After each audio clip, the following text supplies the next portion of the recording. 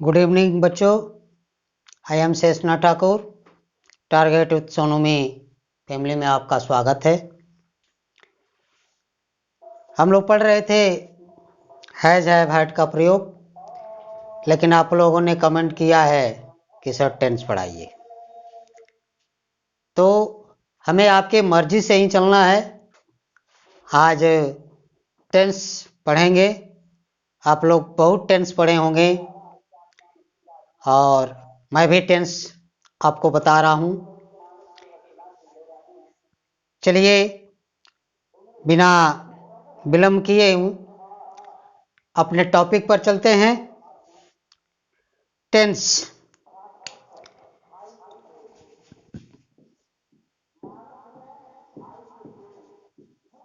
Tense means होता है काल।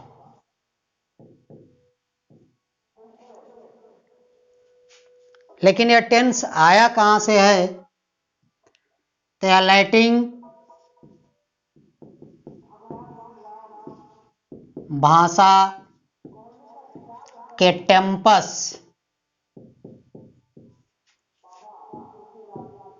शब्द से उत्पत्ति हुई है या लिया गया है, जिसका इसका अर्थ होता है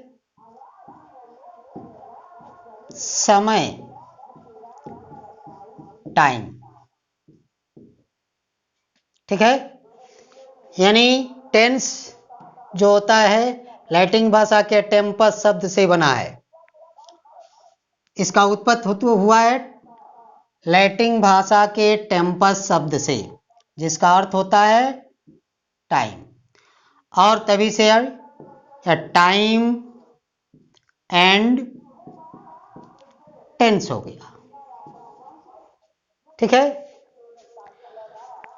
अब चलते हैं टेंस की क्या डिफिनेशन होती है।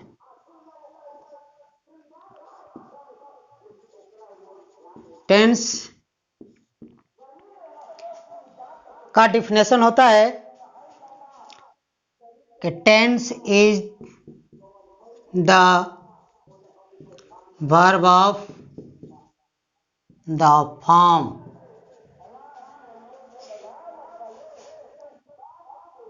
Tense is the verb of the form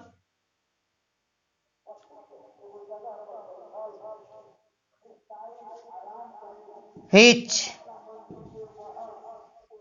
tells about of the time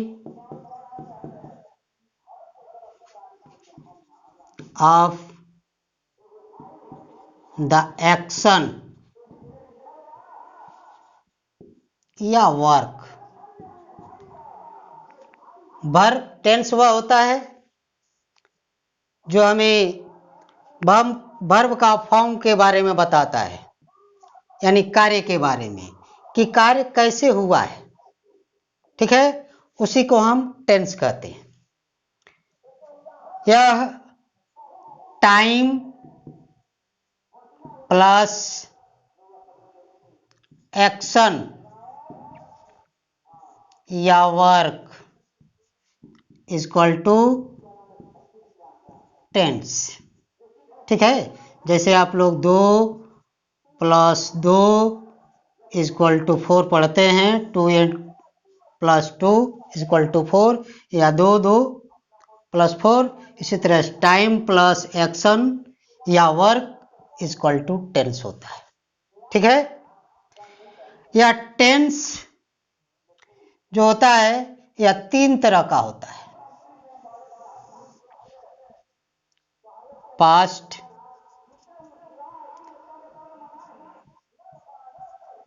present, और होता है एक तीसरा फ्यूचर। पास्ट होता है भूत,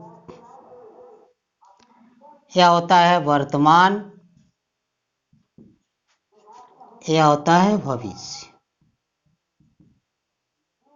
ठीक है, टाइम एंड टेंस होता है 3 प्रकार के होते हैं: प्रेजेंट, पास्ट और फ्यूचर। लेकिन वास्तव में किताबों में दिया है प्रेजेंट, पास्ट, फ्यूचर, और हम लोग पढ़ते आ रहे हैं, पढ़ाते भी आ रहे हैं कि टेंस 3 होते हैं, लेकिन वैसे टेंस 2 ही होते हैं। या फ्यूचर जो होता है या एक्शन का काम करता है। अभी आपको एग्जाम्पल पर समझाएंगे, ठीक है। प्रेजेंट है या वर्तमान है जो काम चल रहा है, लेकिन इसके पहले जो हो आया है पास्ट। तो प्रेजेंट में हम कोई भी काम करते हैं तो वह क्षणिक होता है। अभी हमने यह लिखा, यह बीत गया, वह हो गया पास्ट। हमारा एक एक शब्द, जैसे आप पूछ रहे हैं कि टाइम क्या हुआ, हम टाइम बता रहे हैं कि इस समय लगभग 7:07 हो रहे होंगे। तो जब हम समय बताते हैं तो बताने के साथ ही घड़ी की सुई चलती रहती है, वह बीत जाता है, यानी वह पास्ट में हो जाता है। तो प्रेजेंट भी नहीं होता है, पास्ट ही शाश्वत है। और यह फ्यूचर एक्शन है, आने वाला है, इसका कोई भरोसा नहीं है, ठीक है। और प्रेजेंट जो है क्षणिक होता है, लेकिन हमें टेंस पढ़ना है। तो प्रेजेंट का बीता हुआ प्रेजेंट ही पास्ट होता है,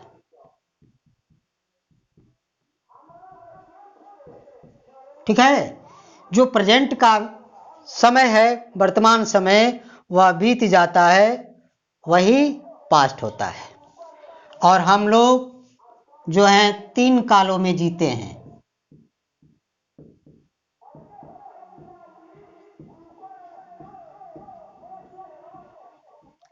यानी संसार का कोई भी जीव है 3 कालों में ही रहता है, जीता है, प्रेजेंट, पास्ट और फ्यूचर। तो इतना आप समझ गए। टेंस लैटिन भाषा के टेम्पस शब्द से बना है। टेम्पस का अर्थ होता है समय अर्थात टाइम, इसलिए टाइम एंड टेंस इसे कहा गया। Tense is the verb of the form which tell about of the time of action या वर्क। टाइम प्लस एक्शन या work is equal to tense, ठीक है। टेंस यानी हम लोग 3 कालों में जीते हैं, प्रेजेंट, पास्ट, फ्यूचर। तो वर्तमान का यानी बीता हुआ प्रेजेंट या वर्तमान ही पास्ट टेंस होता है। यह फ्यूचर एक्शन का कार्य करता है, या टेंस नहीं होता है, इसका कोई वर्ब अपना नहीं होता है। अभी बताएंगे। जैसे मान लो एक उदाहरण के लिए आपको यहाँ बता रहे हैं कि वर्ब यहाँ होता है गो, गोज, गो, वेंट, गॉन, गोइंग, गोज। कुछ समय के लिए गो, वेंट, गॉन, गोइंग, गोज, यह वर्ब का फर्स्ट फॉर्म है, प्लूरल नंबर का। यह पास्ट का है, यह परफेक्ट का है, गॉन। और यह गोइंग है जो कॉन्टिन्यूअस का है।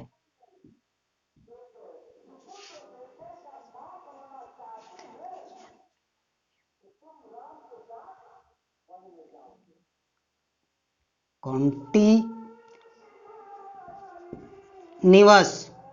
और गोज जो है वह प्रेजेंट का है, 5th फॉर्म, यानी सिंगुलर नंबर में इसका प्रयोग होता है, ठीक है। तो यह पास्ट का हो गया, यह प्रेजेंट का हो गया, तो फ्यूचर का वर्ब कहाँ है?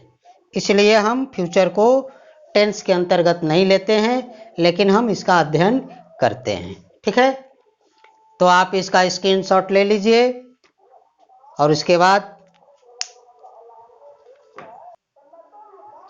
चलिए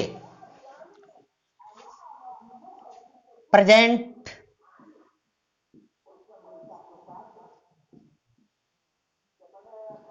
टेंस। तो प्रेजेंट टेंस के 4 भेद होते हैं। सिंपल प्रेजेंट, कॉन्टिन्यूअस, परफेक्ट और परफेक्ट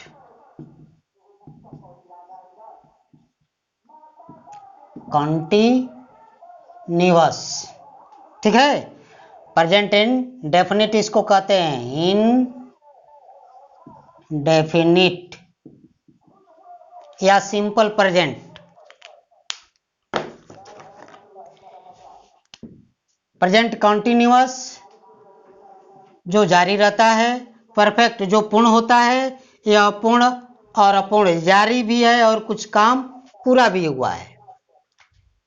अब हम पढ़ेंगे इनडेफिनिट प्रेजेंट, इनडेफिनिट या सिंपल प्रेजेंट। ठीक है, सिंपल प्रेजेंट में क्या होता है कि कोई काम का करना या होना पाया जाता है। ठीक है, इसका पहचान है